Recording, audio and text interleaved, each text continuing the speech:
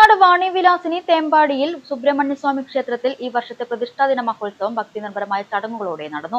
മഹോത്സവത്തിന്റെ ഭാഗമായി മെയ് 18 മുതൽ 20 വരെ ക്ഷേത്രം തന്ത്രി ശ്രീജിത്ത് ശർമ്മയുടെ മുഖ്യ കാർമ്മികത്വത്തിൽ സർവ്വദേവതാ സർവ്വശക്തി സമന്വിത പൂജകളും നടന്നിരുന്നു.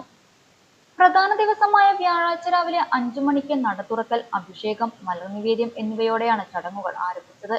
തുടർന്ന് മഹാഗണപതി ഹോമം, ഉഷപൂജ, പഞ്ചഗവ്യം, പഞ്ചവിംശതി, കലശപൂജകൾ എന്നിവ നടന്നു. തുടർന്ന് പാൽ, പനിനീർ, പഞ്ചാമൃതം, ഇളനീർ, തേൻ, എണ്ണ, ചന്ദനം, ഭസ്മം എന്നിവ കൊണ്ടുള്ള അഷ്ടാഭിഷേക പൂജകളും സോപാന സംഗീതവും നടന്നു. 10:30 നാഗപൂജയും നടത്തി. വൈകുന്നേരം സമൂഹ ലളിത സഹസ്രനാമ ജപം, ദീപാരാധന, തിരുവുക്കോണം പ്രഭാകരന്റെ നേതൃത്വത്തിലുള്ള വാദ്യം എന്നിവയും പരോട് അത്താണി അയ്യപ്പ ക്ഷേത്ര ഭജന സമിതിയുടെ ഭജനയും നടന്നു. തുടർന്ന് കുടുംബഭദ്രയ്ക്കും ശത്രുദോഷ നിവാരണത്തിനുമായി നടത്തിയ സവിശേഷമായ മഹാഗുരുതി പൂജയോടെയാണ് ചടങ്ങുകൾ സമാപിച്ചത്. പ്രതിഷ്ഠാ ദിനത്തോടനുബന്ധിച്ച് മുരുകന് വിപുലമായ ചന്ദനം ചാർത്തൽ ചടങ്ങും നടന്നു.